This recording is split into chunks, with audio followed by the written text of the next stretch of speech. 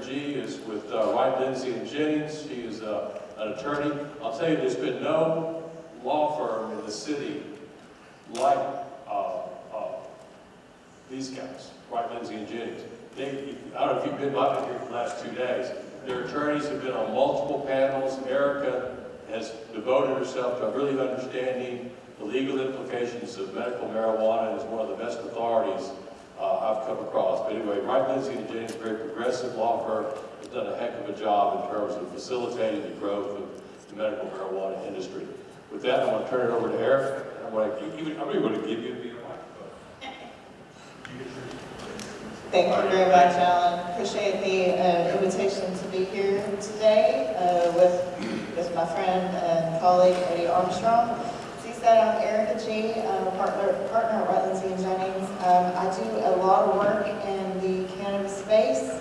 I got involved in 2016, right after medical passed, and have been representing businesses and individuals in the industry ever since then.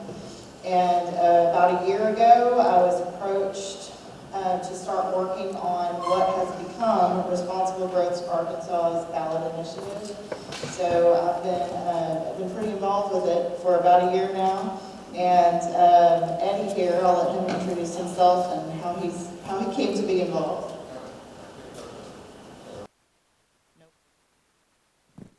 Hello, here we are. Good afternoon. I am Eddie Armstrong, Chairman of Responsible Growth Arkansas's Ballot Question Committee. And I guess, Erika, I picked up right before you came on board about a year ago with this. So how I got here, I served in the Arkansas House of Representatives, and while at the helm of serving as House Minority Leader, I also worked in the urine drug testing business. And during my time in that spell, I started to really pay close attention to some work that Dr. Joe Thompson was doing and others around the opioid crisis that was facing our country. And from that position, the good trusted John Boehner decided to make a pivot in his career and leave the United States Congress. And I decided to make the same pivot and get out of politics to follow a career in Canada. And in Arkansas, you're not allowed to lobby or influence government after you've served in elected office for 2 years. So I delved in deeper into my toxicology lab and moved to Chicago, Illinois to cool off, as we call it in politics. And while there, really got interested in what was happening in Illinois around legalization of recreational cannabis through the legislative process and how they did that. And through relationships, I learned quite a bit. I opened a small company and consulted. And then the pandemic hit, and everybody with COVID had to stay home. So we came back to where the grass was greener, came home to Arkansas, and I took an internship in a cultivation facility. And I wanted to learn everything about how we planted it, how we terped it, how we extracted it, how we labeled it, how we packaged it, how it got to the dispensaries. And that was a real breathtaking experience. And from there, I began to have conversations with other cultivators and members of the cannabis community, both new dispensary owners and cultivating owners, about the future opportunities around adult use cannabis in Arkansas, which I had just witnessed in Illinois. They were very interested in it. We began those conversations over a year and a half ago. This was right at the end of 2020, going into 21. And that's where Erika was picked up, and Wright, Lindsey, and Jennings came into the picture because of their professional services and Steve Lancaster's experience at writing ballot initiatives. This group of industry stakeholders decided that they wanted to then tap Erika's team to begin the ballot process. And so it's kind of unique that we have arrived here, but that is my segue into the cannabis industry, and I'm very happy to be here today. Hopefully we'll get some good questions, but now that you guys have, I guess, written this amendment, what's in it? What's it about? I think we did this yesterday and we got some good feedback, some not so positive, but we're thankful for that because we want to be able to hopefully give you guys a good understanding of exactly what the industry's intent is here. So Erika, what's in the amendment? I mean, that's a big question, huh? That is a good question, yeah. Let me hit some of the highlights that I think are what people are really interested in about what's in what's in our amendment. So top line here, there will be 120 dispensaries total under our amendment. That includes the existing 40 medical dispensaries. The existing 40 will become medical and adult use dispensaries. And in some states, like in Colorado, if you've been there, you have 2 different facilities and you have to go in one side or the other. That's not how it's going to be set up here. It will be one facility that can be medical or adult use. And you might say, well, what's the point of medical then? One of the big changes that we made a few changes to Amendment 98 in our amendment. One of the big changes we made is to completely remove taxes on medical sales. So if you are a patient and you are go into one of the dispensaries and purchase under the medical program, you'll pay no taxes at all, which, as we know, is pretty substantial cost under the existing program. So in addition to that, there will be 8 what we call Tier 1 cultivators, which are the existing cultivators, and they will be authorized to grow and process for medical and for adult use. But then there will be a new category created that are called Tier 2 cultivators. There will be 12 of those. So there's a total of 20 cultivators under our amendment. And the Tier 2 cultivators, the concept there is really similar to like a microbrewery. They'll be smaller. They'll be able to be more specialized and more innovative in trying new things, growing strains that are popular with some groups, but maybe not enough for the big cultivators to really focus on. Do you liken them to, and we talked about this yesterday, in the craft brewery world? How can you correlate these Tier 2 cultivators to, I guess, say an Anheuser-Busch or a 312 if you're in Chicago, or a Flyway for... A Flyway, a Lost 40, I mean, that same kind of concepts that you have, that you see in beer, that you see in breweries, it would be the same kind of concept here. Gotcha. So that you could go and find something that's a little different, that maybe, Anheuser-Busch doesn't want to put their stamp behind, Gotcha. But there's a call for it and there's an interest in it. So there will be 20 cultivators total. And the timeline here, we gave a lot of thought to this. There was initially some thought that we would make adult use sales begin very quickly after the election, and then we looked at what had happened in some other states who did that. Sure. And you had these 5-hour lines, ran out of product like the first weekend. Isn't that what happened in Nevada, I believe? And Chicago. And Chicago. So we gave it a little time for everybody to get ready. So Correct. The sales will start in March. So just about a year from now is when adult use sales will start, and give time for people to prepare for that. And I've had the question asked a lot of times, why not more? Why not just open it for everybody to have one? Looking at this in a, marijuana reform law approach, and how you bring about a responsible amount of stores and or growers that fit our state's population and according to patients that want to access it. And or I think Alan and I were talking about it yesterday, the projections on how many more people will access it as we go to adult use. That was all taken into consideration by these industry stakeholders when trying to identify the growth pattern. Not to say that in future years, once, by the way, AAUCA, Arkansas Adult Use Cannabis Amendment. I hadn't given that plug yet, but you all should know the name of the amendment. Once it passes, that opens the door for, not to say it's capped forever, there's room for growth, but I think that they took a conscious look in the first phase of where's the access and how do we do this if we are indeed going to expand it in a responsible way for the state at this said time. Wouldn't you agree, or what are your thoughts on that? No, I think so. I think that's right. We wanted to definitely address the issue that we are seeing in the medical space now, that some people have to drive a pretty long way to get to a dispensary, and that is not something that we wanted to continue. So definitely needed to expand the number of dispensaries in order to make sure that people have access to them and are able to reach them in a reasonable period of time. So any more juice in the amendment? Any more juice? What else?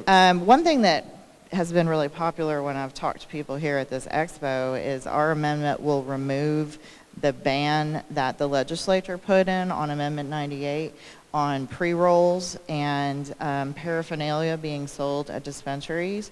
You know, as I think everybody knows, the dispensaries are not allowed to sell something that requires combustion, and we're removing that from Amendment 98. So that will open up a product line that a lot of people would like to see out there, in addition to taking the taxes off of the medical sales.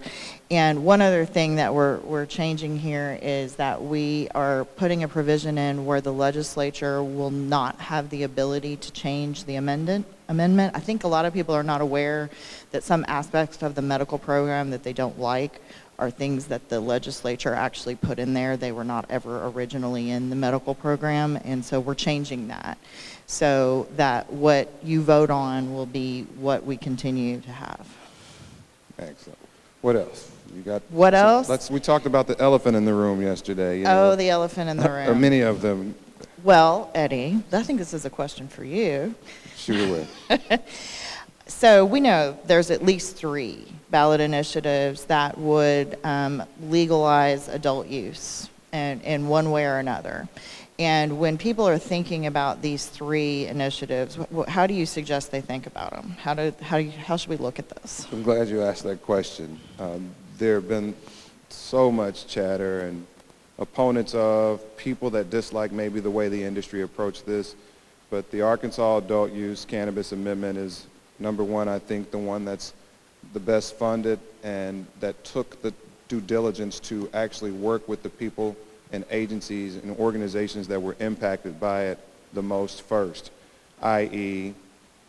ABC, who enforces and regulates it, UAMS, who is tackling something that is really going to impact our state by our cancer population, which ranks amongst the highest in the country amongst mortality deaths and heart attacks. And I think some of the things that we will see from the revenues that were generated from the medical program will be really beneficial for the future of our state.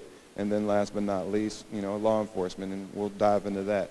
But for the 3 amendments, I've told and I stand to believe that if you're in this audience and you have a decision on signing all 3 signature petitions, do so.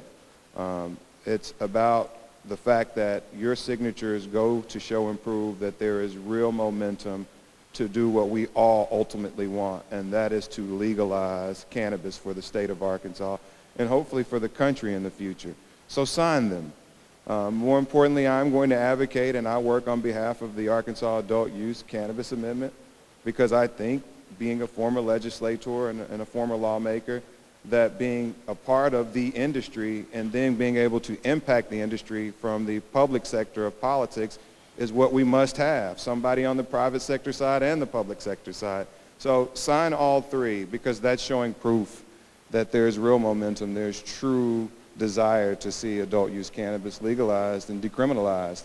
And the only way we can then get into the other elephant in the room, social equity, true social equity, true economic equity, is to engage in how that is then unpacked. I think Alan and I had that conversation, and there were lots of grumbles about, can it actually be in the amendment? The answer is yes, that can be a part of the language.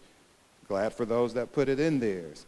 We chose as an industry to approach it differently. At this stage, there's lots of work to be done, I think, with lawmakers, the industry, law enforcement, to see how that actually works. No different than what was done to even get us here by passing our medical program we currently have. So there's lots of work to do, but I encourage people, sign them all, and then when we go to vote, if there are 3 on the actual ballot, so that you all understand this, it's who gets 51 or more. So if we get 57, we win. If they get 62, they win. But that's a lot of capital, resources, intelligence, work to be done, and we're ready for it. I think it's an exciting time for the cannabis industry overall. I think people should be proud and hold what the medical industry has done for our state and really good gratitude because we're off to a good start. Well, and just to follow up on what you're saying there, I mean, there's, I think, a lot of misconceptions about how does it work if there's multiple amendments Sure. that are addressing the same thing. It's the amendment that receives the most votes is the one that will be implemented. So you don't have to choose. If you believe in adult use legalization, you can vote for all whatever's on the ballot. That It has to addresses- make it to the ballot, and that process is rigorous, as we all know. How does that work, I guess, is a good question. Erika, you want to dive into that? How does it get on the ballot? How does it get on the ballot? This petition process, we have to sign them, but how does that all work from a legal perspective? Well, it's pretty complicated, honestly, and it's very, very difficult to do on a volunteer basis because of the requirements that you need, the number of signatures from, and the requirements to make sure that the signatures are valid and are properly witnessed are all very complex to do and especially difficult to do on a volunteer basis. But we have to have around 89,000 valid signatures, and that valid signatures is definitely not the same as a signature.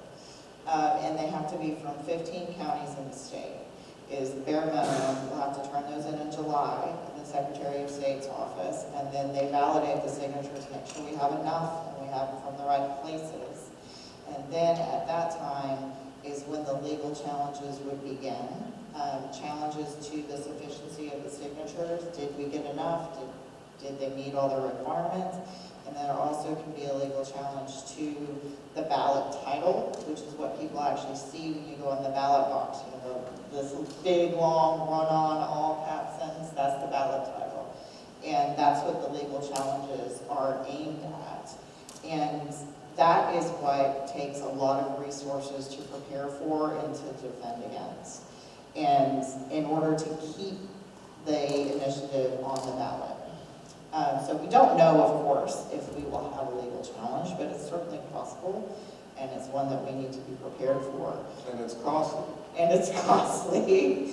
It's costly, particularly if it's a challenge to the signatures, because then we get into determining whether each signature is valid, which when you have 89,000, it takes a lot of resources. So that's the short version of that. And can I digress? I'm glad I'm able to take some questions from the audience on the social equity conversation, and particularly decriminalization. Family, friends, I grew up in the early 90s here in Little Rock, Arkansas, so I've seen my share, and I want substance to be left in this conversation today. I witnessed in Illinois and Chicago when we focused on decriminalization, or when they did that and released and or expunged records, that there were multiple hurdles that still existed for individuals trying to enter the workforce. And if indeed we address that in the amendment and don't put the teeth in there, I think Ms. Folks, or just say it, called me about this and challenged me to it. But if indeed we don't put the teeth in there and identify the resources to support it, we then leave people with a sense of false hope. And up against an economy and a workforce that many aren't choosing to go to work because of COVID or other reasons, if you were going to indeed release or clear records, I think Alan asked, why don't we free them all? How do we address that? Expungement, that process is rigorous legally. Sealing records, that process is rigorous legally. And then it costs. And then for that individual to move away from those three barriers and then apply for a job with the hopes that when the HR department checks their file, it doesn't come up in their records, is a process. And that is something that I'm also proud of. I've been working with these industry stakeholders. That's not falling on deaf ears. It is a part of the conversation. Legally, Erika, what and how we crafted what was created for the Arkansas Adult Use Cannabis Amendment was chosen to approach it in the direction in which we are approaching it. Yeah, and I'm glad you brought that up. I mean, one of the benefits that we have in Arkansas is that we get to see how other states have done this. Correct. We are not reinventing the wheel here. We get to see what's worked and what's not worked, and one of the things that we've seen in other states that have tried to address social equity and social justice issues is that particularly if you're trying to do it with a constitutional amendment, which we are, because that's what we need to do in Arkansas, that it's very hard to put something in there in that kind of context that actually makes meaningful change. That it is too general, it's too vague, it's not comprehensive, because you're limited in the format that we have here, and it just does, as you said, gives people false hope, and it does not make meaningful change. So what is needed to be done here is to address this comprehensively in legislation. Some of my best conversations with former State Senator Troy Hutchinson has been about, this is exciting that Arkansas gets a chance to potentially do something to get it right. And It's nice when we get it you right. know, MPP and U.S. Cannabis Council, and I got a chance to intimately work with Normal in Chicago when this was all taking shape. And their war was much bigger than anything I've ever seen in my life. But that's something that we have a lot of work to do. I wanted to talk about the bigger picture because this conversation has come up a lot about the grower rights and the granular industry of cannabis for, you know, the true tribalists that know that cannabis is much bigger than smoking it and or ingesting it. You know, from an ancillary business space outside of growing and dispensaries. Talk a little bit about the ancillary, bigger picture of the cannabis industry. Okay, I think I'm following you. I think what a lot of people, processors or Sure. transporters or there's a whole economy around cannabis, and I get calls from people a lot that want to get involved in the industry, they want to invest, they want to be business owners, and they're frustrated because they think that there's no path open for that, and it's not true. There are so many businesses that support and interact with the license holders. And it, like I said, it's a whole cannabis economy. There's transportation, there's lighting companies, there's legal advertising, marketing. I mean, basically any type of business that you would see in another industry, cannabis needs it too. And it's new enough in our state that there really aren't a lot of people that are focusing on that and could be. I mean, there's a huge call, I would say, for accountants who want to work with this industry, for example. Outpacing electricians and dentists and the number of people being employed in this industry and having a true impact on job growth. Imagine whomever our next governor is, who, if they're indeed focused on jobs and the economy, look at this industry seriously and say, we're creating thousands of jobs in healthcare, thousands of jobs in the cannabis industry space, from cultivation facilities and dispensaries. Our friend Matt Chansey's in the back of the room, and I know he takes great pride in his employee base. And he does that because he truly wants the people that are coming into his doors to have an experience with cannabis, to truly understand it. How can it help them? That is broad and wide. One of my business colleagues every day is asking a new question about, how does MIPS work, or how does processing work, or what can we teach people about this? I mean, now is the time, but we do not get there if indeed we do not get on the ballot. We're going to get on the ballot. When we get on the ballot, and we encourage people to go to the polls and vote for it. There is so much for the future of this industry. I'm excited. Yeah, something we haven't really talked much about here today, and I think we should, is the aspect of our amendment that directs tax money towards UMS. Absolutely. And what can you tell us about why that decision was made and what it will do? I think when the architects of the program were taking a look at this, again, we were trying to find out who was impacted the most. People say it doesn't really truly help the patients. Well, I asked this question yesterday in another room. How many people in this room know or have been impacted by somebody in their family with cancer in some form or fashion?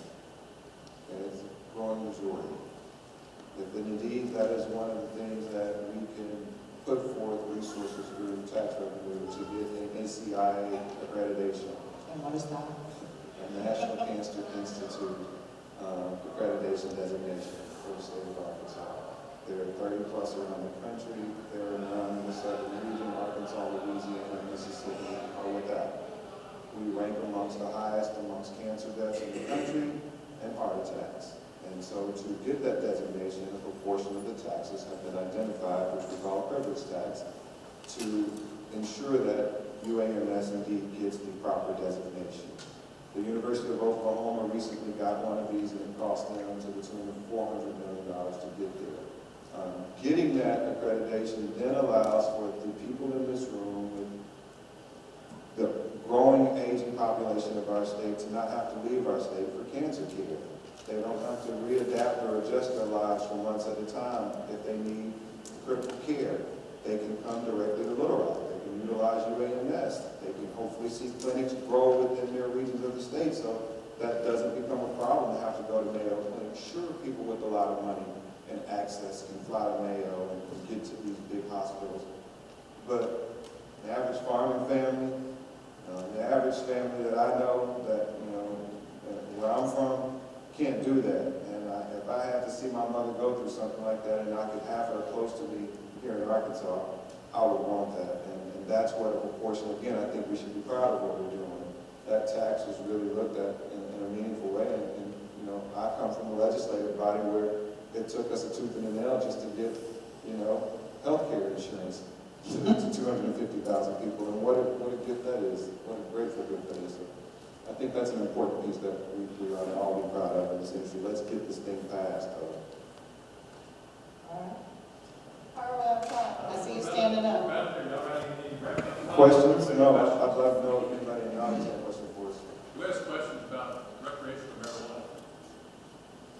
Let's start over here. Wrap around, take a look. So, when I was in Ohio Contact Fest, and I do research in this area for myself and then for those that are interested, from the veteran perspective, and a lot of the veteran community that I've heard, there's miseducation about how it affects or how it works in tandem with their mental health and also chronic pain. I've seen a lot of panels when it connects to the veteran component. They're looking at the PTSD, the mental health trauma, but not as much as the chronic pain that a lot of our economics, OEF, OIF2, and even the more before that, a lot of them struggle with chronic pain.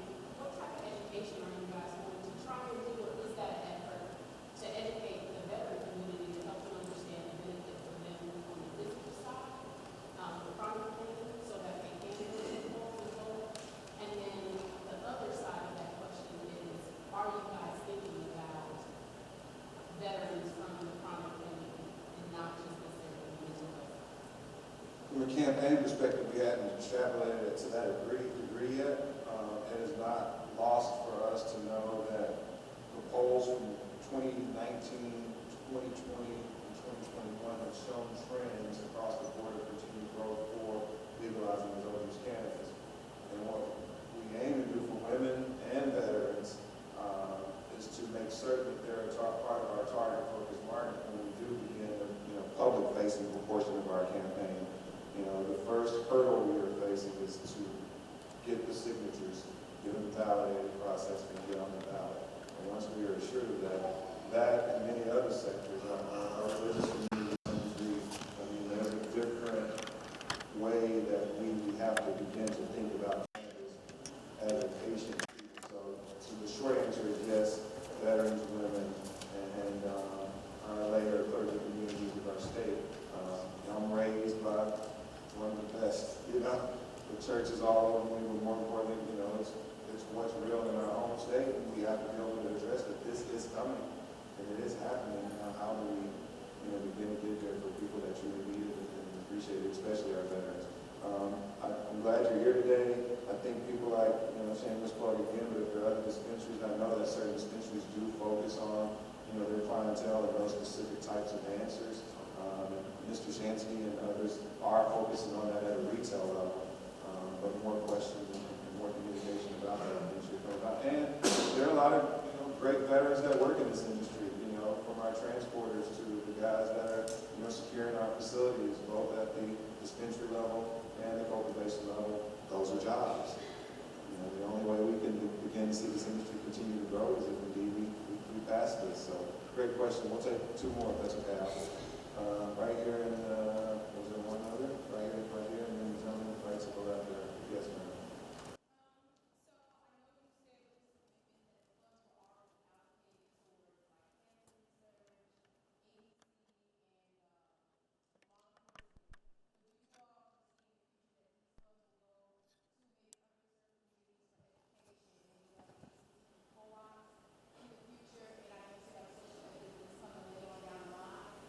Well, no, it's right now.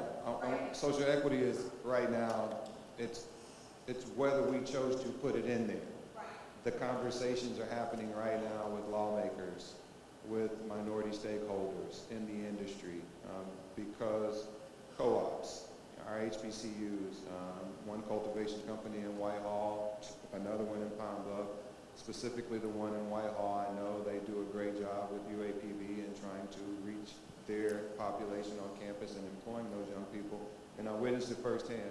But those conversations are happening right now to impact an entire new administration that will be taking office post-November the 8th as well. So it's not like we have a clean slate, but this is where the conversation begins. But again, none of that happens if indeed we don't get it on the ballot and it gets passed by the people. But continue with your question, I'm sorry. And I just want to say something real quick. Not all the tax money is allocated already. Correct. It's just a Correct. portion of it. So absolutely, there would be additional space to direct it to other places. So I am Armstrong, so I was like looking at some places where the tax money had been used for reparations in small town Evanston to kind of give homeowners, like, the things that they needed. So I was wondering where those in the future for responsible growth, you guys could be pushing for, more deeper into the social equity aspect. This is just step one, We're in a campaign mode. I think responsible growth in the industry stakeholders are going to go into how do we best supply the industry now. But the work that I do, the work that other lobbyists I know, the ACIA to some degree, there is that work, Normal's work, MPP's work, with really starting to implement or be a part of the conversation on how do we then get there. As In a opposed to meaningful way. responding to it. One more question. There's a gentleman here, or the young lady in the middle, right there.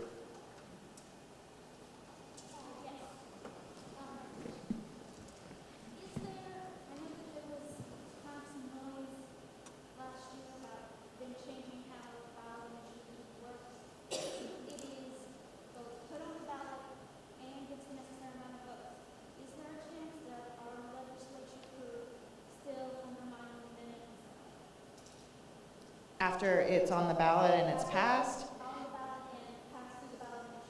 No.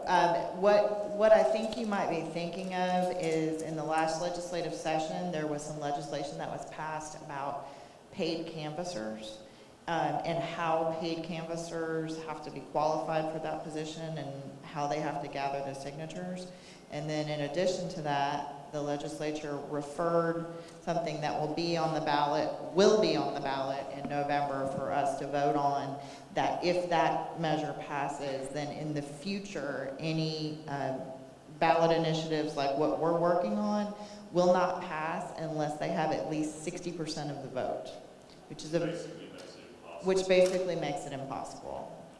Exactly. So, and that's one of the reasons why we're here today, because of the concern that if we don't make it happen in 2022, that may be our last chance to make a change in this way. And by the way, in the legislature, everything is 51. We have maybe some super majorities, but No, we're going to have to break it up. We're getting started in 5 Thank you all. minutes here.